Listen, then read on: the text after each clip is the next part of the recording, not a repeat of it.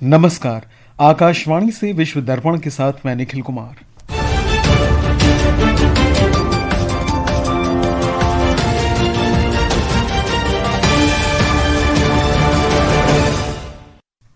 प्रधानमंत्री नरेंद्र मोदी और ब्रिटेन के प्रधानमंत्री की स्टारमर आज मुंबई में वार्ता करेंगे। दोनों नेता ग्लोबल फिनटेक फेस्ट में शामिल होंगे और मुख्य भाषण देंगे।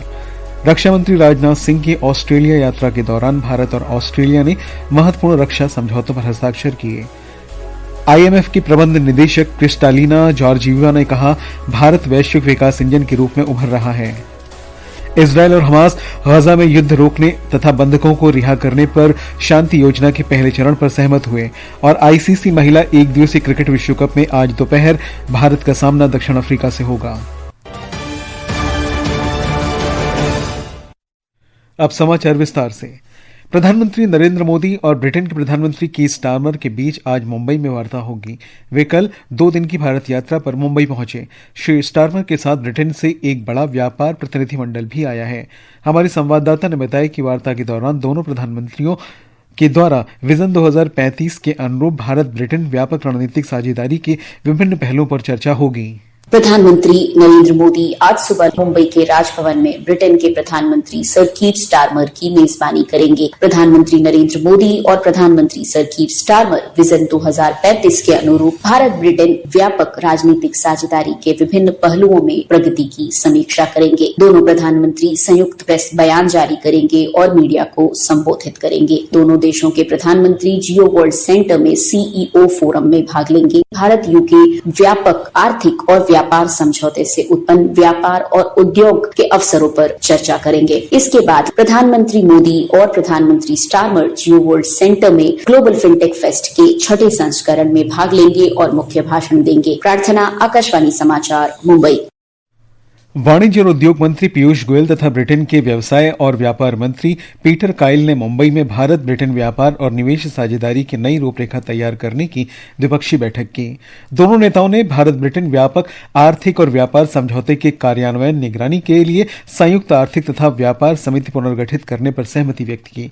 दोनों पक्षों ने 2030 तक द्विपक्षीय व्यापार दोगुना करने तथा उन्नत विनिर्माण, डिजिटल व्यापार, स्वच्छ ऊर्जा और सेवा में सहयोग बढ़ाने की साझा महत्वाकांक्षा की पुष्टि की।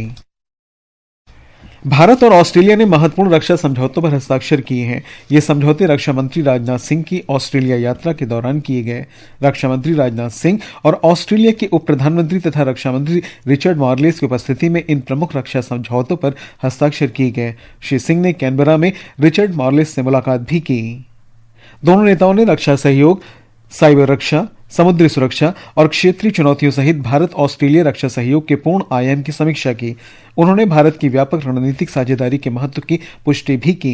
रक्षा मंत्री राजनाथ सिंह ने एक सोशल मीडिया पोस्ट में कहा कि उन्होंने भारतीय रक्षा उद्योग के तेजी से विकास और वैश्विक स्तर पर उच्च गुणवत्ता वाली रक्षा तकनीक के एक विश्वसनीय स्रोत के रूप में भारत की बढ़ती प्रतिष्ठा को रेखांकित किया।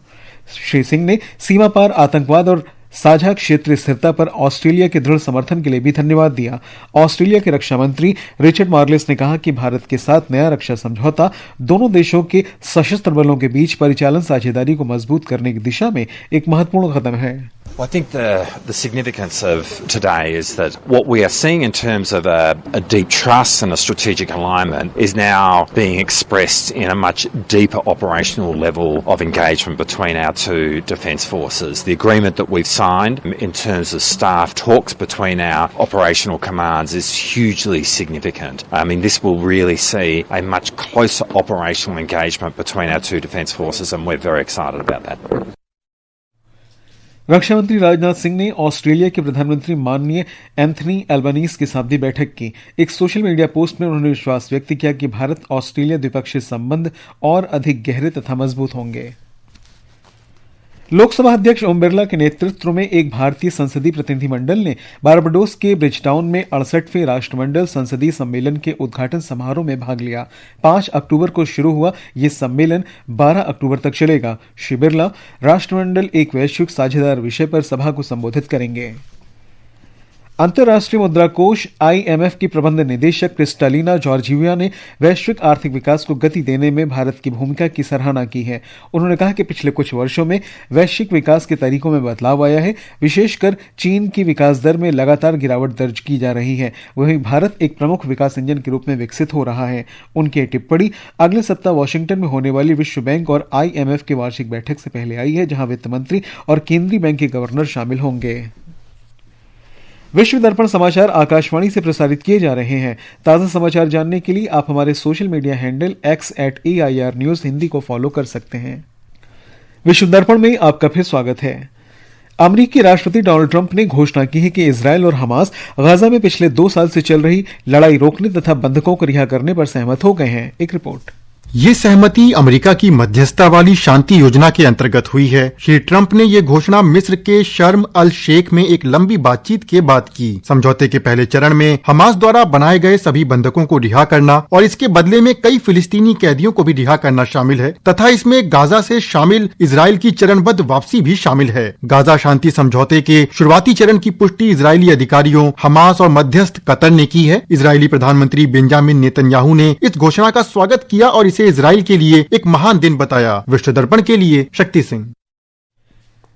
फिजी ने पहली बार अपनी राष्ट्रीय बाल सुरक्षा नीति शुरू की है, जिसमें समाज के सभी क्षेत्रों में बच्चों की सुरक्षा के मानक तय किए गए हैं। नई नीति में सुनिश्चित किया गया है कि उन सभी सेवाओं को सुरक्षित, सम्मानित और बच्चों के हितों के अनुरूप तैयार किया जाएगा जिनमें बच्चे शामिल होते हैं। नीति में संस्थानों और संगठनों के लिए बच्चों की सुरक्षा से संबंधित कड़े उपाय करने को कहा गया है। नई नीति की घोषणा ऐसे समय में हुई है जब समूचे प्रशांत क्षेत्र में सांस्कृतिक कारणों और सीमित संसाधनों के चलते बच्चों पर होने वाले अत्याचार तथा प्रताड़ना के मामले या तो छिपा दिए जाते हैं या उनका समाधान नहीं होता है। रूसी संसद के निचले सदन स्टेट ड्यूमा ने अमेरिका के साथ परमाणु हथियारों से संबंधित पूर्व में हुए ऐतिहासिक समझौते से हटने के प्रस्ताव को मंजूरी दे दी है, जिसका उद्देश्य शीत युद्ध काल के हजारों परमाणु हथियारों के हथियार ग्रेड प्लूटोनियम का विशाल भंडार कम करना था। एक रिपोर्ट। प्लूटोनियम प्रबंधन और निपटान समझौते पर वर्ष 2000 में हस्ताक्षर किए गए थे और ये 2011 में लागू हुआ था। समझौते में अमेरिका और रूस दोनों को कम से कम 34 टन हथियार ग्रेड प्लूटोनियम का निपटान करना था, जो अमेरिकी अधिकारियों के अनुसार 17,000 परमाणु हथियारों के लिए पर्याप्त था। शीत युद्ध के बाद रूस और अमेरिका दोनों के पास हथियार ग्रेड प्लूटोनियम के विशाल भंडार जमा हो गए थे, जिनका भंडारण महंगा होने के साथ ही इससे परमाणु प्रसार का भी खतरा था। रूस और अमेरिका अभी विश्व की सबसे बड़ी परमाणु शक्तियां हैं और दोनों देशों के पास संयुक्त रूप से लगभग 8,000 परमाणु हथियार हैं। फेडरेशन ऑफ अमेरिकन साइंटिस्ट्स के अनुसार 1986 में ये संख्या 73,000 पहुंच गई थी, जिसकी अपेक्षा अब ये संख्या काफी कम है। विश्व दर्पण के लिए देवेंद्र त्रिपाठी। फ्रांस के राष्ट्रपति इमैनुअल मैक्रों अगले 48 घंटों के भीतर नए प्रधानमंत्री की नियुक्ति करेंगे। यह नियुक्ति नवनियुक्त फ्रांसीसी प्रधानमंत्री सेबेस्टियन लेकोर्नु द्वारा पदभार ग्रहण करने के कुछ हफ्तों बाद ही पद छोड़ने के कारण हो रही है। और अब खेल समाचार के साथ है मुकेश कुमार बल। खेल खबरों में सबसे पहले बात क्रिकेट की। आईसीसी महिला एक दिवसीय विश्व कप में आज भारत का सामना दक्षिण अफ्रीका से होगा। विशाखापत्तनम में ये मैच दोपहर 3 बजे से खेला जाएगा। टूर्नामेंट में भारतीय टीम जीत का सिलसिला जारी रखने के मंसूबे से मैदान पर उतरेगी, जबकि दक्षिण अफ्रीका का ये एक सप्ताह के अंदर तीसरा मैच होगा। इससे पहले भारत ने श्रीलंका और पाकिस्तान के खिलाफ जीत दर्ज की है। दूसरी ओर दक्षिण अफ्रीका को अपने शुरुआती मैच में इंग्लैंड के खिलाफ करारी हार का सामना करना पड़ा, लेकिन फिर दक्षिण अफ्रीकी टीम ने टूर्नामेंट में न्यूजीलैंड पर जीत के साथ वापसी की। अगर बात करें आंकड़ों की, तो दोनों टीम वनडे में 33 बार आमने सामने आई हैं, जिसमें से 20 बार भारत ने जीत हासिल की है। टूर्नामेंट में कल ऑस्ट्रेलिया ने पाकिस्तान को 107 रन से हराया। और बैडमिंटन में BWF विश्व जूनियर मिक्स्ड टीम चैंपियनशिप में भारतीय टीम ने गुवाहाटी में अपने तीसरे और आखिरी ग्रुप H मुकाबले में UAE को हराकर क्वार्टर फाइनल में प्रवेश कर लिया है। इसके अलावा AFC एशियन कप सऊदी अरब 2027 क्वालिफायर्स में भारत मेजबान सिंगापुर से भिड़ेगा। खेल खबरों में बस आज इतना ही। अंत में मुख्य समाचार एक बार फिर। प्रधानमंत्री नरेंद्र मोदी और ब्रिटेन के प्रधानमंत्री कीर स्टारमर आज मुंबई में वार्ता करेंगे। दोनों नेता ग्लोबल फिनटेक फेस्ट में शामिल होंगे। रक्षा मंत्री राजनाथ सिंह की ऑस्ट्रेलिया यात्रा के दौरान भारत और ऑस्ट्रेलिया ने महत्वपूर्ण रक्षा समझौतों पर हस्ताक्षर किए। IMF की प्रबंध निदेशक क्रिस्टालिना जॉर्जिवा ने कहा, भारत वैश्विक विकास इंजन के रूप में उभर रहा है। इजरायल और हमास गाजा में युद्ध रोकने और बंधकों को रिहा करने के लिए शांति योजना के पहले चरण पर सहमत हुए। और ICC महिला एक दिवसीय क्रिकेट विश्व कप में आज दोपहर भारत का सामना दक्षिण अफ्रीका से। इसके साथ ही विश्व दर्पण का ये अंक समाप्त हुआ। नमस्कार।